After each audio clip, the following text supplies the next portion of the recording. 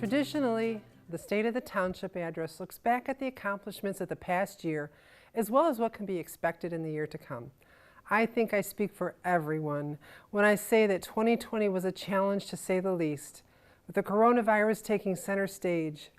For the past year, our lives have been dominated by it, as it has played a part in everything we do. Quarantines, masks, uncertainty, celebrations and vacations canceled, and worst of all, loved ones lost.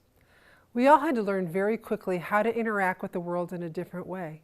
For instance, I'm not sure anyone had ever heard of Zoom before March, and now we can't imagine our lives without it. In fact, the #1 phrase in 2020 was, "You're on mute." The Canton Municipal Organization faced its share of challenges in 2020. During the early days of the pandemic, we had a near total shutdown of our facilities. With the exception of public safety and public works personnel, employees were furloughed completely for 7 weeks and then partially furloughed throughout most of the summer. Canton's leadership team worked hard to create a restoration of operations plan that was distributed before staff returned to the office. The administration building opened up late in spring with limited access for the public and many safety guidelines in place, including social distancing, temperature checks, and of course, mask wearing. We were very fortunate to only have a handful of employees test positive, and there was no widespread infection among staff. The majority of cases we had were in the police and fire department, as they had the most exposure to infection as they assisted those people in the community.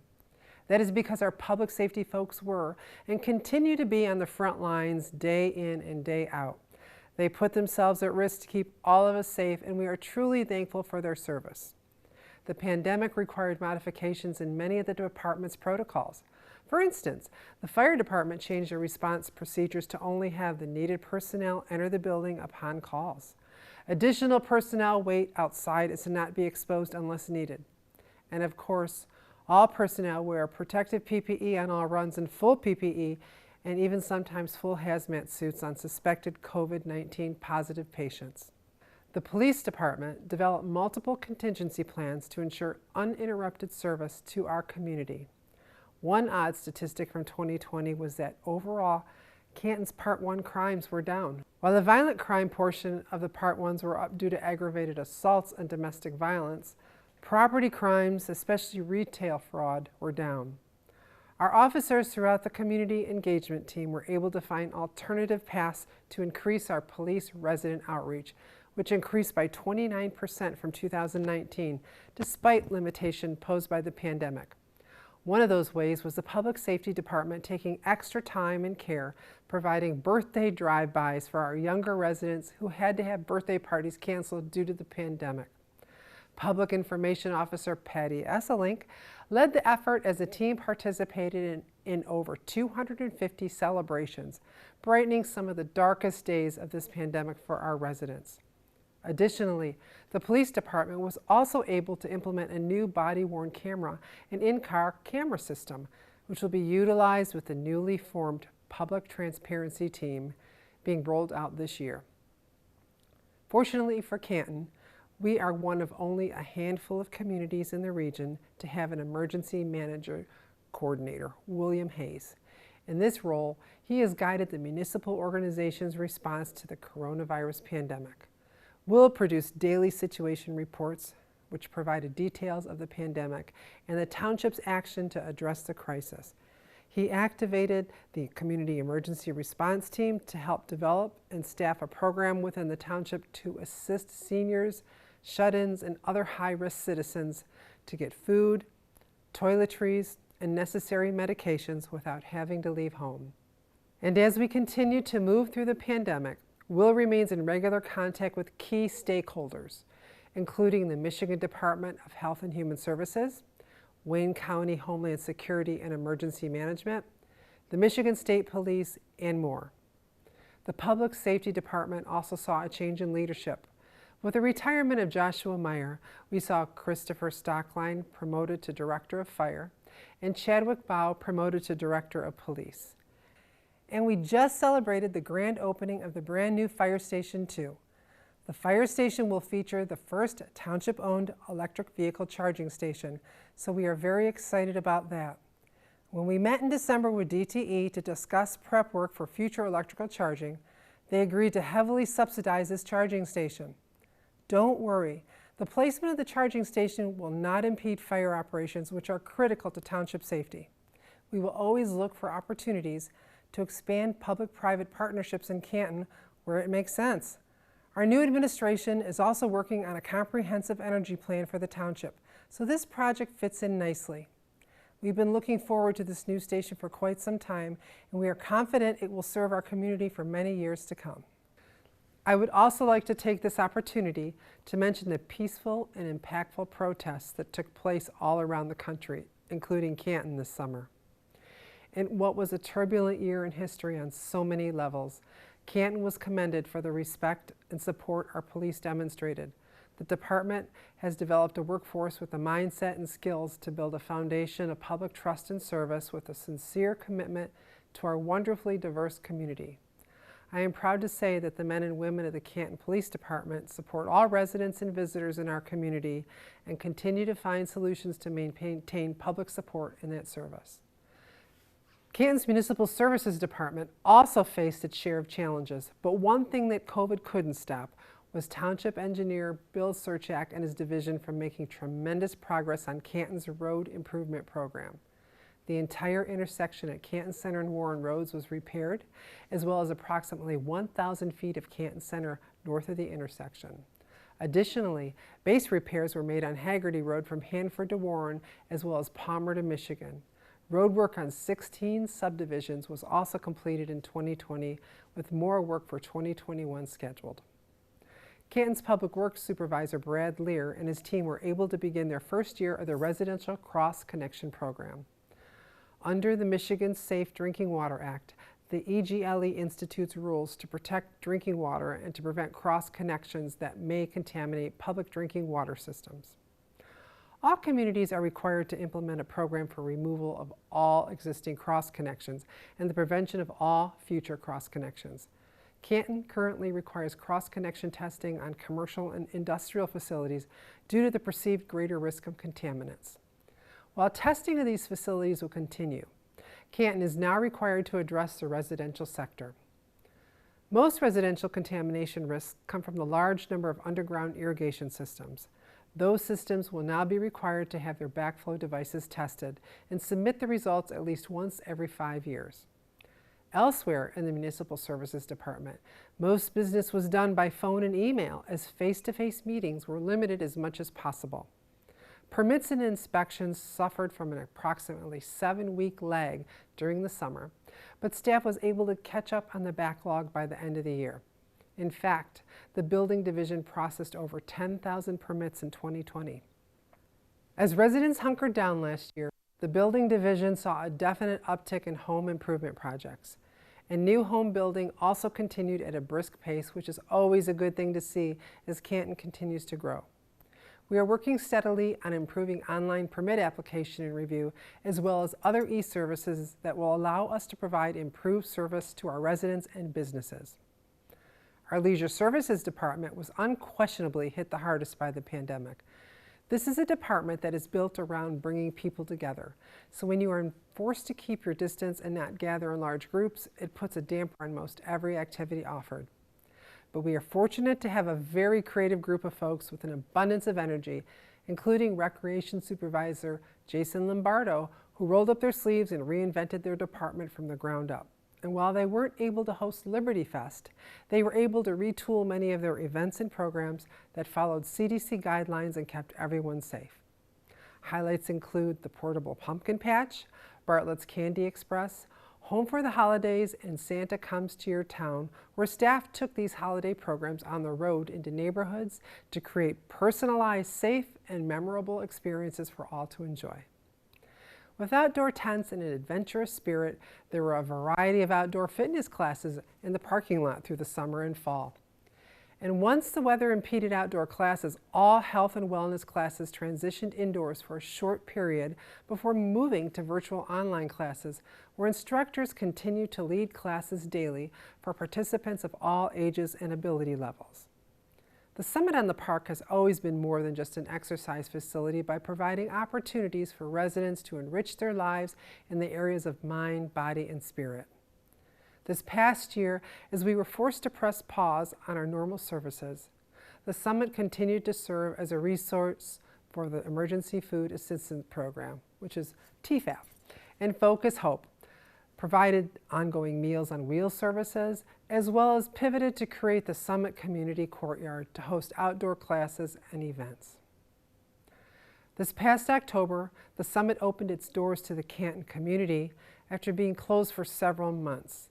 Prior to reopening, the Summit and facilities maintenance staff made several alterations to the facility in order to open under state restrictions and guidelines. Since reopening, the Summit has had over 2,700 members reactivate their memberships, with over 340 memberships sold, demonstrating how health and wellness remains a priority for Canton residents. Pheasant Run Golf Club experienced its most successful season to date as golfers were able to enjoy beautiful weather and socially distant recreation. This surge in play was a result of people looking to get outdoors and stay safe, since golf is one of the few recreational sports where participants can easily maintain social distancing. To protect the health and well-being of all players and staff, the course has removed rakes from bunkers, altered green holes to eliminate the need for flag removal, and fabricated cart dividers for its entire fleet. Watch for the course to open as soon as the conditions permit this month. Leisure services also took the lead as staff had to determine ways to solve challenges, while at the same time assisting members of our community with pressing real-time needs. As a result, Canton's COVID resource hotline was established to provide much-needed assistance to struggling community members during the pandemic. To date, the hotline has received nearly 200 calls for service requests and donations, and has also conducted porch pickups, coordinated resource collection, and established a pantry.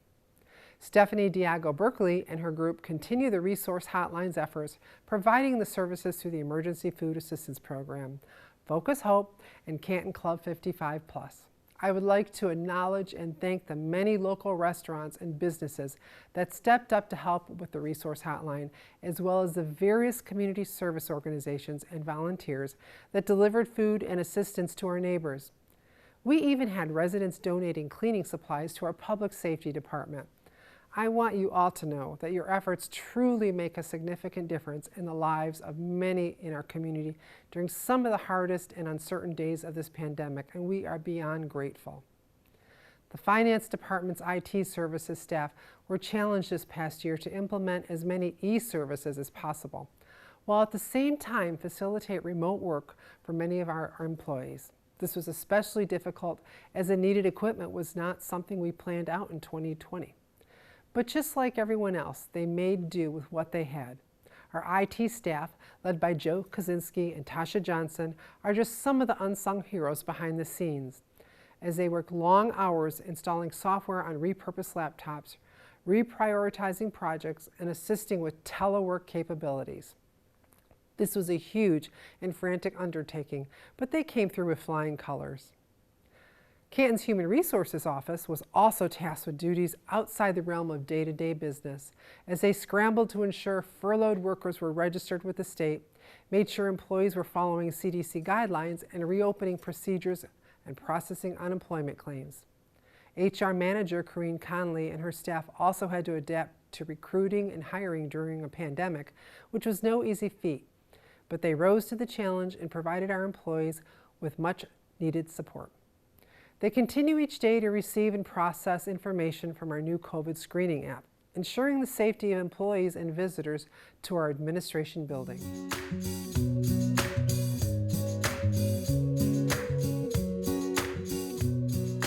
Hi, I'm Canton Clerk Michael Segrist. Global pandemic or not, the 2020 election was going to be held, and last year saw the biggest general election in our history. My assistant clerk, Anthony Esmaker, and our whole team oversaw record numbers of new voter registration and absentee ballot voting. While in-person voting was down 53%, the clerk's office saw a 191% increase in mail voting, mainly due to the coronavirus precautions. In order to increase convenience and safety for absentee voters, we installed a drive-up drop box in the parking lot of the administration building, in addition to the existing drop boxes. We frequently saw over 800 residents visit the clerk's office per day, adding up to the election. It took a team of Canton staff from all different departments pitching in during that time to get voters in the building, screened for COVID symptoms, kept socially distant, and through the process as quickly and easily as possible. And even with emotions running high for a variety of reasons, I'm happy to say that everyone was very patient and we had no major problems. Statewide average wait times at clerk's offices leading up to the election was reported at approximately 30 minutes. Some residents in other communities had to wait 1 to 2 hours to see an elections employee. Thanks to the additional staff pitching in, the average wait time at the Canton clerk's office was reported at under 5 minutes on a typical day. I applaud these efforts by both staff and volunteers. It truly took an army to run this election smoothly and efficiently, and I'm grateful to say that all of those involved did a great job. And after all was said and done, I'm proud to say over 57,000 Canton residents performed their civic duty and voted.